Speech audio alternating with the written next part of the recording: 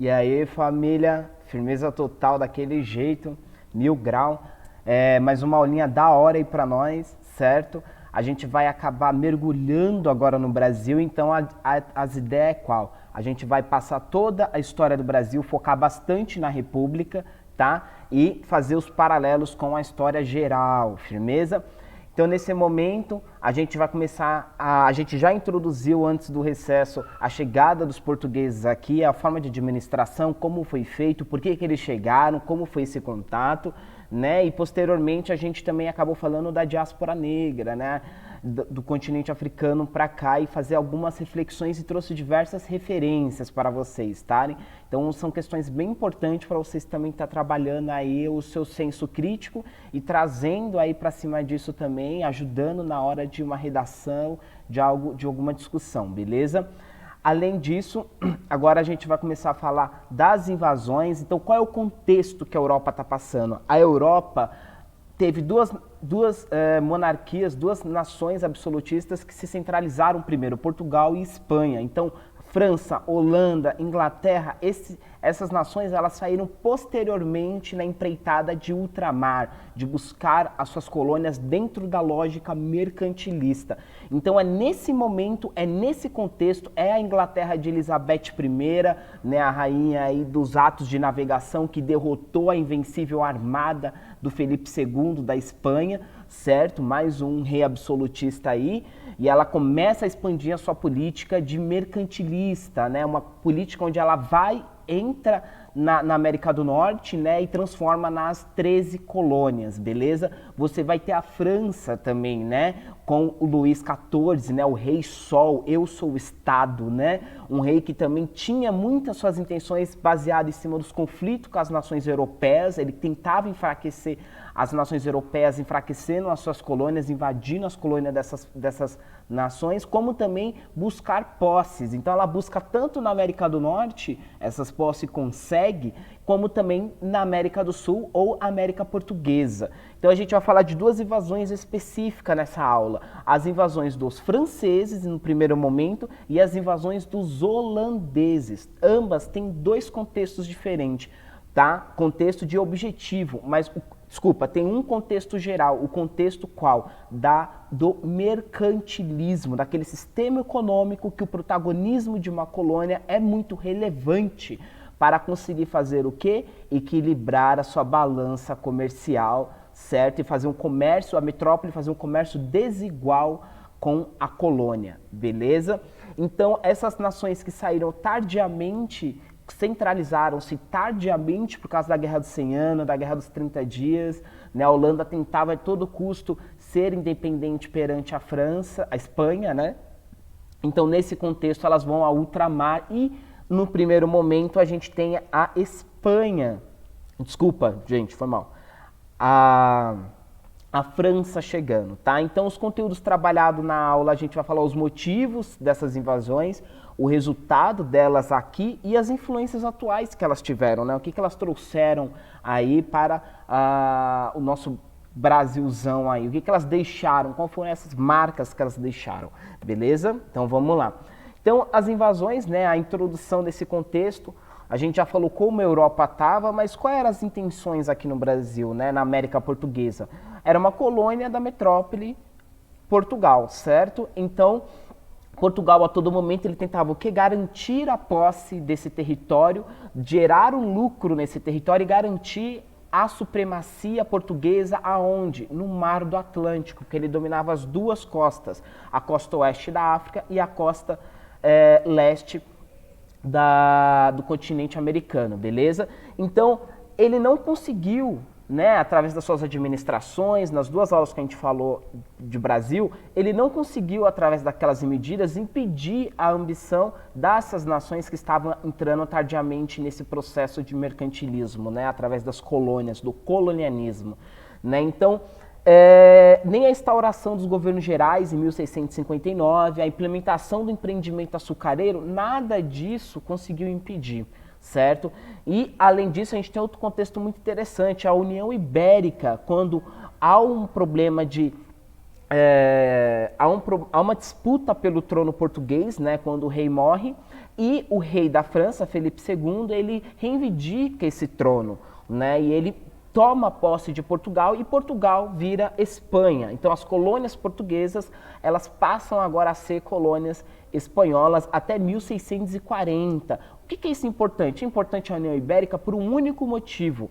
O motivo que será ela que vai incentivar a invasão holandesa, porque a Holanda é um arquirrival da Espanha. A Holanda é uma ex-colônia da Espanha, certo? Então, nesse processo da União Ibérica, a Espanha estava lutando com a Holanda para impedir que a Holanda se tornasse independente, beleza? E vamos lembrar que quem foi o país que foi grande influenciador e participante ativo de financeiro e de construção do empreendimento açucareiro no Brasil? Quem foi? A Holanda, certo? Então já entendeu as ideias. Então, vamos começar pela França, né? Já em 1550 anos, 55 anos depois da chegada, né? E aproximadamente 25 anos depois das primeiras feitorias e chegadas de pessoas para cá, né? A França já desembarca na Baía de Guanabara, certo? Aí o que ela faz ali, certo? Ela já estabelece, no primeiro contato que ela faz semelhante que os portugueses fizeram no Nordeste. Ela já estabelece relações de aliança com os povos indígenas da região ali do Rio de Janeiro, certo? E funda um forte. Qual forte? O Forte Coliguei, certo? Qual é a importância da França ter atividades amistosas com os indígenas? Elas impedem que os indígenas façam pressão nelas para elas serem expulsas dali. E além disso, né, o que é a importância de um forte? Ela impede que os portugueses venham pelo mar e expulsem os franceses. Então eles tentam a qualquer momento o quê? Focar em um único inimigo, os portugueses. Beleza? Então por isso a gente precisa ter relações amistosas com esses indígenas aqui, certo? O Forte Coliguei hoje é a Academia Militar do Rio de Janeiro, né? É uma escola militar do Rio de Janeiro. Então ele não é mais um forte, né? Lembrando que ele foi destruído depois de um tempo e reconstruído, né? Então o governador-geral, Mendes de Sá, né? Como eu já mostrei lá nos slides lá da primeira aula, né? Ele faz uma aliança com os indígenas, rivais dos indígenas que eram pró-franceses. Você vê como é que os indígenas, é importante isso na aula, os indígenas, os negros, eles estão fundamentalmente relacionados participativamente nesses processos todos que ocorrem na colônia, não só na mão de trabalho, mas nos conflitos essencialmente. Então eles fazem parte fundante da história brasileira, eles não são um fragmento da história, eles fazem parte de toda a estrutura construída dessas relações, beleza? Então ele é um agente histórico muito potente e muito forte, tanto que a primeira coisa que você faz é qual? Aliança com eles, certo? Então o Estácio de Sá faz essa aliança com indígenas rivais aos franceses e o resultado é que diversos conflitos, com uma forte pressão portuguesa por mar e por terra com esses indígenas, eles conseguem expulsar os franceses da Baía de Guanabara, do Rio de Janeiro, que é o Rio de Janeiro hoje. E o que os franceses fazem? Volta para a Europa? Não, eles sobem direto, eles vão direção norte direto e vão para onde? Para o Maranhão, certo? Chegando no Maranhão, eles também não encontram nenhuma resistência forte, porque não existia ocupação portuguesa naquele momento ali, certo? E eles fazem a mesma coisa que eles fizeram no Rio de Janeiro. Eles fazem aliança com os indígenas e constroem um novo forte, o Forte de São Luís, que existe até hoje, beleza? Só que a partir de diversas ofensivas, o que acontece? Eles também são expulsos depois de 3 anos de ocupação do Maranhão, beleza? Aqui a gente tem uma foto, né, uma visão de uma das torres, de um dos muros do forte e a entrada do Forte de São Luís lá no Maranhão, beleza? Aqui é importante, o que é tão importante aqui para vocês? Vocês entenderem qual é o processo que esses europeus chegam aqui. O que levaram eles aqui foi as disputas por colônias. E quando eles chegam aqui, o que eles fazem? Eles fazem aliança com os indígenas e disputam entre eles. Os indígenas são ferramentas, são grupos que eles articulam, né, para os seus próprios interesses. Beleza? Então isso é muito importante para não achar que não há outros agentes da história, o que é algo muito simplificado. Beleza? Agora vamos falar dos holandeses, que é a parte mais importante da aula e a que mais cai no vestibular.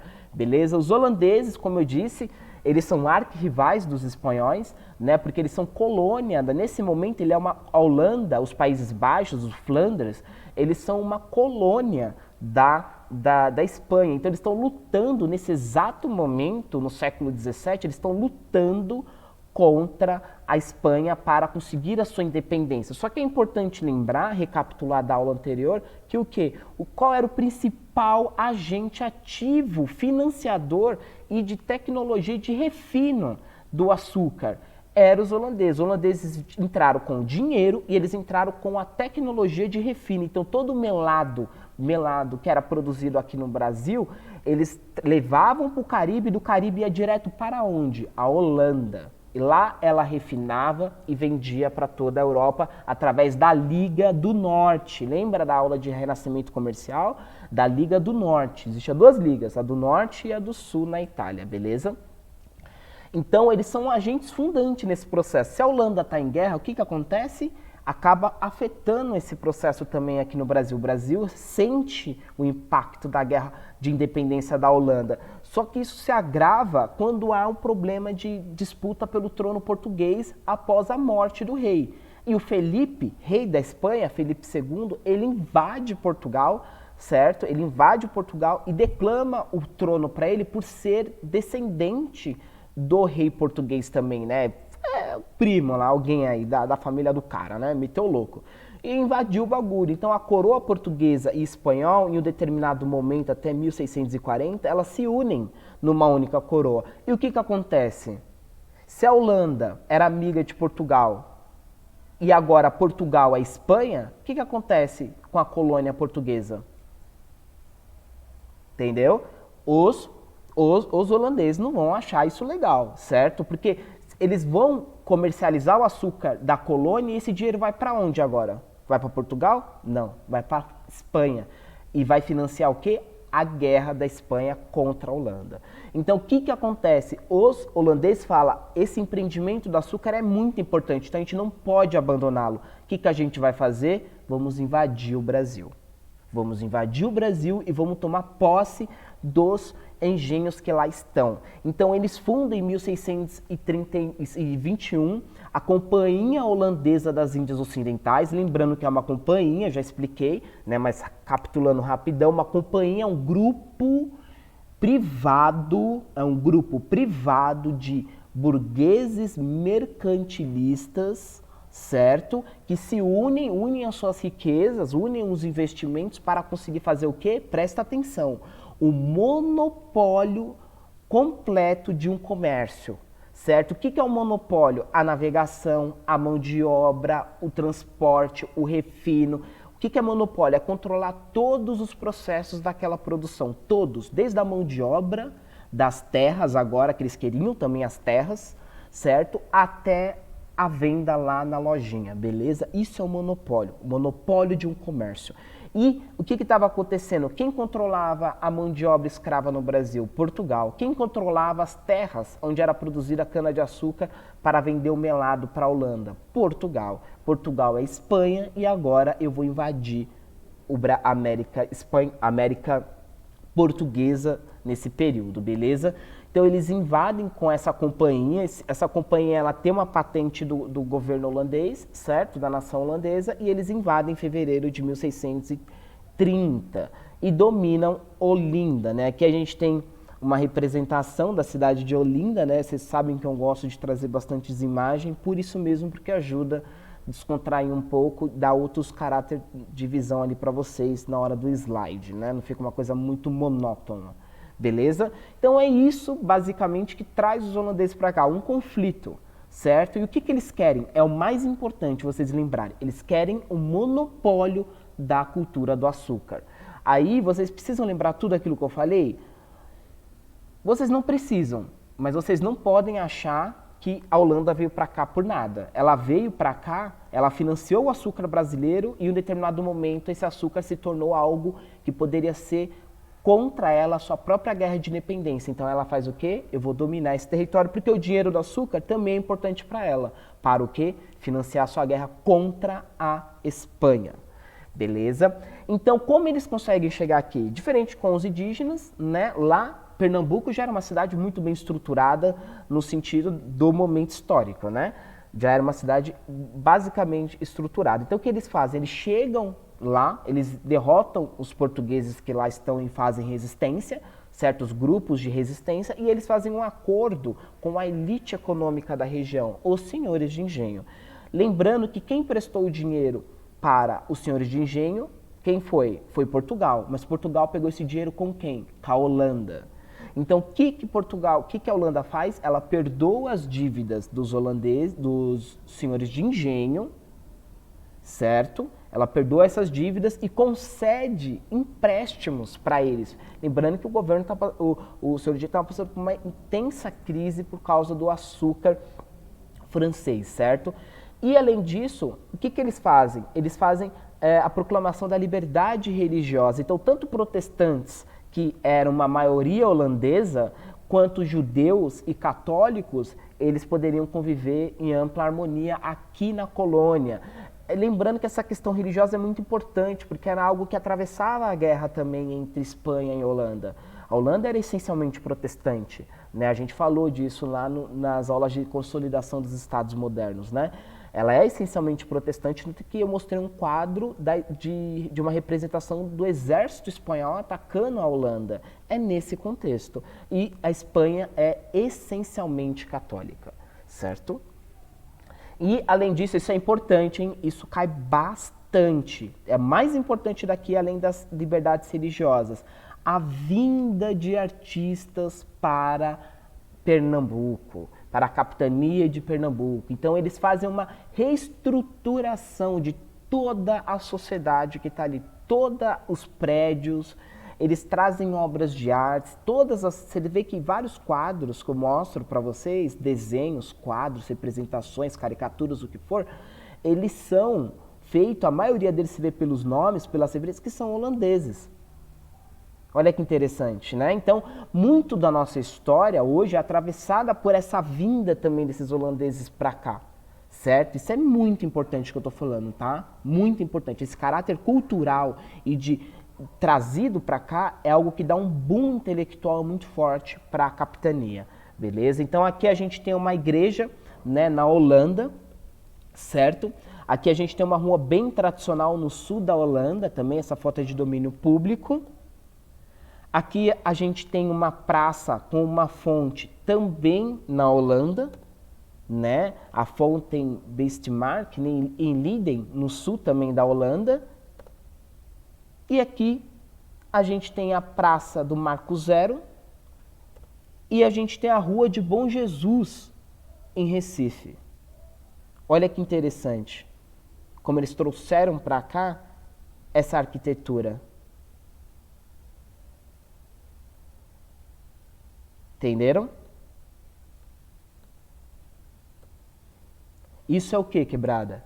Isso é consequência, né? São coisas que deixaram a história preservou, né? Como patrimônio, ela preservou as relações à vinda, aquele momento histórico dos holandeses aqui. Beleza? Isso é muito importante. Vamos lá? Beleza. Então, o que acontece? Estava tudo muito bom, né, cachorro? O bagulho, ó, cheguei aqui, dominei o empreendimento açucareiro, consegui minha independência perante a Espanha. A Espanha se fode lá na guerra contra a Holanda e depois volta sua atenção unicamente para as Antilhas, né, que era uma grande colônia dela, né? E a Holanda agora também começa a dar todo o boom ali à sua nação centralizada, né? Lembrando que a Holanda está se centralizando agora, depois de quase todas as outras nações, ela foi uma das últimas, certo? Então, a companhia, ela acaba, esses gastos, né, com a guerra foi muito grande, então ela acaba cobrando os empréstimos das colônias, não só os empréstimos que foi feito para o Brasil, né? para a colônia, mas também para as outras nações europeias, em altas taxas de juros para conseguir reequilibrar o seu pós-guerra, certo? E é importante também aqui lembrar que a Companhia das Índias Ocidentais, dos holandeses, eles passavam por uma grande denúncia, assim, grandes, né, várias denúncias de corrupção do Nassau, do príncipe Nassau, né, que era o líder ali da companhia, certo? Então isso acaba gerando um clima muito forte e o Nassau precisou voltar para a Holanda para se explicar, para se defender das acusações que estavam sendo levantadas contra ele, e esse ambiente acabou perdendo aquela centralidade do príncipe Nassau, né, que era muito importante para a articulação política aqui no Brasil, como também as cobranças foram algo muito determinante, aí acho que o mais determinante até, né, lembrando que corrupção, né, acho que nunca foi problema para todos os países, né, o interesse político é muito mais relevante na história, né? Então, nesse momento aqui, a gente tem que os portugueses se apegam nessa brecha e fazem o quê? Brau, cai para cima dos holandeses. Mas eles caem para cima sozinho? Não. Essas cobranças das dívidas caíam sobre quem? Os senhores de engenho. Então, os portugueses vão em cima de quem pedir apoio? Os senhores de engenho. Fala lá, viu? Não falei para você que o holandês era cuzão? Blá, blá, blá, blá, blá, blá, blá, blá, lavragem cerebral, consegui o apoio. Ó, se vocês conseguirem expulsar os holandeses junto com a gente, apoiar, vir por terra e a gente vem pro mar e cerca eles e pressiona eles, a gente vai esquecer todas aquelas dívidas que você tinha, a gente começa do zero com vocês, entendeu? Então, nesse momento, o senhor G falou, não tenho nada a perder, peguei empréstimo com um, não paguei, peguei com o outro, não paguei, ele vou pegar de novo com os portugueses, tô voando, cuzão, ó. Voando, papai. Aí chega em 1845, eles conseguem ser expulsos, né? Não do Maranhão, tá? Aqui tá errado, tá, gente? Isso aqui tá errado, beleza? Eles conseguem ser expulsos de Olinda, né? Então, um dos líderes aqui é importante que foi o movimento da elite, né? Quem capitaneou com mercenário, com armamentos pesados, com canhões, foi Portugal e foi os senhores de engenho, com as suas milícias, com a Guarda Nacional, né? Então é importante aqui, o que é importante? Que também teve adesão de classes menos abastadas e classes marginalizadas nesse momento, como o negro Henrique Dias, né? E o indígena Felipe Camarão, que é muito importante esse indígena, né? Inclusive posteriormente aí no período da mineração, né? Então ele fortalece esse movimento e acaba se tornando quase que um movimento totalmente de todo o território contra uma única classe, um pequeno grupo, os holandeses aqui, e eles não conseguem segurar, certo? Aqui a gente tem um painel pintado em 1781, né? Que está tá na igreja de Nossa Senhora da Conceição, em Recife, que é os portugueses, né? Aqui é engraçado, né? Aqui representa quem? Só os portugueses, não representa os holandeses, não representa os negros que tiveram uma atuação muito importante, os indígenas, muito importante. Os indígenas são o principal aliado militar nesse momento, é o principal, entendeu? Principal. Então, para falar como eles são importantes nesse processo. Aqui, o que esse quadro representa? Na realidade, quase uma cantiga calma aí. Quase que uma super louvação, né, da ação dos portugueses aqui. Então, eles tiram todos os outros agentes do fato histórico, certo? E colocam só para eles também pegar o melhor, entendeu? Falar, eu vou ficar com a glória agora, a glória são nossas. A gente retomou Recife, né? O cacete, mano. Entendeu? Então, beleza. Mas não ficou barato, né, mano? Os holandeses não queriam, né? Isso não é aceitável, assim, em caráter geopolítico daquele momento, e acaba que a Holanda se sente muito prejudicada nesse processo, né? Porque ela investiu no empreendimento inicialmente, teve que perdoar essas dívidas, posteriormente foi expulsa das terras, investiu novamente na cidade, em tudo, e depois foi expulsa. Ela falou, não, o que eu investi eu quero de volta. Entendeu? Não é assim, tá ligado? Vocês não vão pegar o que quiser, pá, e foi isso que aconteceu. A Inglaterra, os bancos ingleses intermediam o acordo. O acordo é feito em Haia, numa cidade na Holanda, certo? Entre portugueses e holandeses. Nesse momento, a gente vê que o fator da negociação, os ingleses articulando essa negociação é muito importante. Por quê? Porque quem vai indenizar a Holanda? Portugal. Portugal tem dinheiro? Não tem. O que ele vai fazer? Ele vai recorrer aos bancos ingleses. Beleza? Então já nesse processo, presta atenção, já nesse processo você começa a ver um endividamento da metrópole de Portugal com outra nação europeia, a Inglaterra. Isso vai lá na frente ser muito importante para a vinda da família real para aqui. Quem vai pressionar a vinda da família real para cá? Napoleão invadindo Portugal e a Inglaterra falando, não vem para a Inglaterra não, vai para o Brasil, entendeu? Então aqui já começa esse processo de submissão de Portugal aos interesses econômicos da Inglaterra, através do quê? Dos empréstimos, dívidas e compromissos que Portugal começa a ter de pagar com a Inglaterra, beleza? E os holandeses, o que eles fizeram com essa indenização? Implementaram o empreendimento açucareiro nas Antilhas, que eram ilhas deles, né, colônia deles, né? E o que começou a acontecer agora? Agora não tem só o açúcar francês concorrendo com o brasileiro, agora você também tem o açúcar holandês concorrendo com o brasileiro. O que vai acontecer? Mais produto rodando, o que acontece? Queda no preço. E agora a Holanda vai comprar tanto açúcar de Portugal? Não por causa... Esquece a guerra. Isso não tem relevância com acordos econômicos, tá? Tem, sim, mas assim, na hora de ganhar dinheiro, eles estão um pouco se fudendo, beleza? Então, o que a Holanda vai fazer? Ela vai comprar ainda, mas vai comprar bem menos. E quem vai sentir no bolso agora? Os senhores de engenho, beleza? Então, aqui é importante o que, quebrada? Aqui é importante ter duas visões primeiro. As nações, levar essa aula, as nações que saíram tardiamente no processo de centralização da fundação dos Estados modernos, como a Inglaterra, como a Espanha, a Inglaterra, os Países Baixos, como a França, eles começam a tirar as suas asinhas colonialistas nesse processo. Beleza? Então você vê que a articulação entre história do Brasil e história geral é muito forte. Tá? Não dá para falar com elas desligadas. Beleza? Ou falar de uma sem falar da outra. Beleza? Então é importante também falar aqui as questões dos holandeses, tá? Fundamentar isso, pressionar isso mais em vocês.